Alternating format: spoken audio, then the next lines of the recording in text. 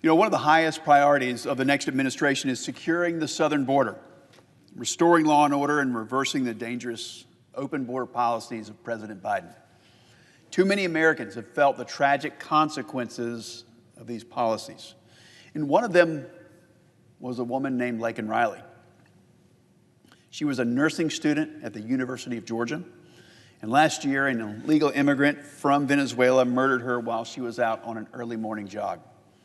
And what makes this story all the more devastating was that the killer should have been stopped, but wasn't.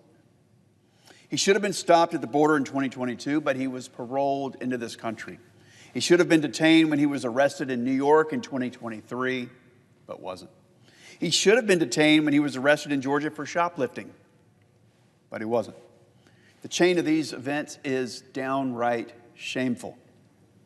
We must make sure that these don't ever happen again, and that's why I worked with my good friend, Senator Katie Britt of Alabama, to reintroduce the Laken Riley Act.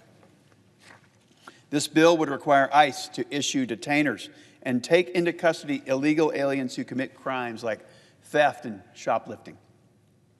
We need to stop these individuals when they commit minor crimes before they're able to commit major crimes like the horrific murder of Laken Riley.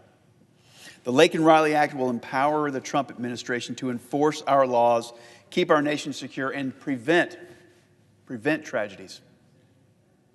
Ladies and gentlemen, this is common sense, but if you stay here in Washington long enough, you'll sometimes feel that common sense is not all that common. But I appreciate the newfound bipartisanship that seems to have broken out on Capitol Hill on this issue. It's wonderful. Dozens of Democrats have now supported the Laken Riley Act.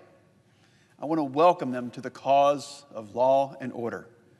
But a word here about amendments. And I thank Leader Thune, who I think is off to a wonderful start, and I appreciate his leadership. He has opened this as promised to amendments.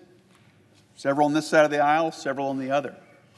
But let's just say that some of our friends on the other side of the aisle, they have an amendment.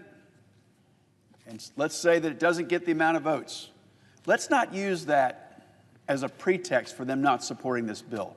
Let's support this, and then you have our commitment to go back and work on that and take a look at that specific legislation that they were trying to introduce by amendment. But please don't use the failure of said amendment to not support this very important legislation.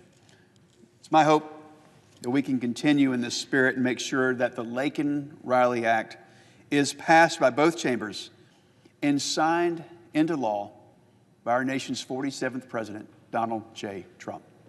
I yield the floor.